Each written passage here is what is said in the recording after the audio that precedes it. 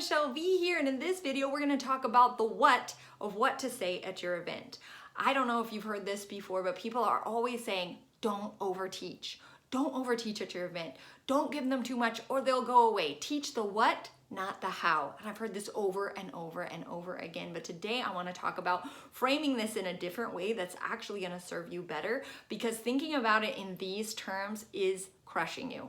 It's keeping you from making sales at your event. It's keeping you from creating an engaging, amazing event that people actually want to listen to.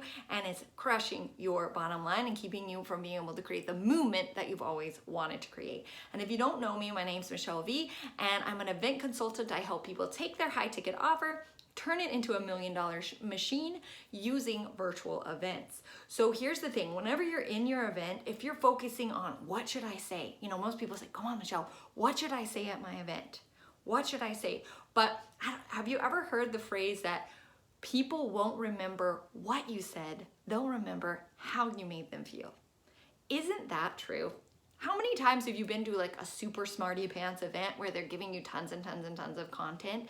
My husband goes to these all the time. They're like science events where they just blast you with content all day long. Or even a really cool event that you've been to, right? Can you remember going to a really cool live or in-person event? Or virtual event, whatever event it was, and you were like, oh my goodness, that was amazing. What did you remember about the event?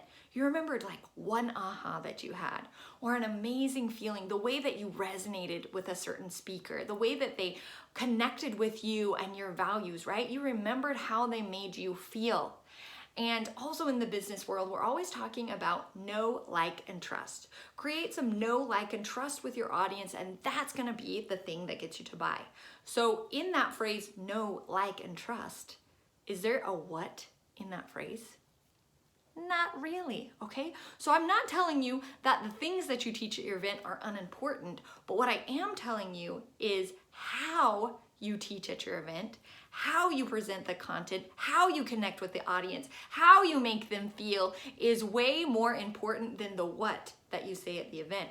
So whenever you go to sit down to write your content for your event, to write out your outline, you shouldn't be asking yourself, what should I say? What kind of content should I put in there? You should ask yourself, how do I want to make the audience feel? How do I want to connect with them? How do I want to give them a transformation? How can I give them an aha? How can I show my values? How can I serve them? How can I connect with them, right? And even if you're a terrible speaker, if you've got those questions in your mind, how can I serve them? How can I love them? How can I connect with them? How can I give them an aha moment? Then they're gonna know you, they're gonna like you, they're gonna trust you. How can I be more honest with my audience, right? These are some questions that if you start asking those questions and you show up at your event, you show up in a totally different way. And I know I'm on a rant, but here's one more reason why. It's because whenever you show up and you say, what should I say? When you're asking that question, what should I say at the event? What should I teach them? What should I do? Guess who you're thinking about in that moment? Yourself. Yikes. Ouch, right?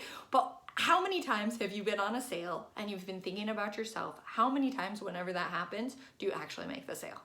Like zero, right? Because when we're so caught up in ourselves about what we should say and how they're gonna think about us and if we're gonna look good or if we're gonna say the wrong thing, maybe you're caught up in fear. So you're caught up in fear, you're caught up in worry, you're caught up in pride. You're all thinking about yourself and you're not thinking about them. You're not serving them the way that you could serve them, and they're gonna feel that so much, right? Because sales is a transference of energy, and they'll know if you care about them, if you're serving them, if you're trying to make that transformation with them, if you love them, rather than, oh my gosh, I hope I don't teach too much. Do you see how that's totally different? So hope this is super helpful. If you want to connect and chat, I'd be happy. Definitely subscribe below. I'm going to share some more details on how you do that. Exactly how do you engage with the audience? How do you help them feel what it is that you are going to help them feel? And subscribe below so you can check out that more. We'll talk to you later. Thanks so much for joining.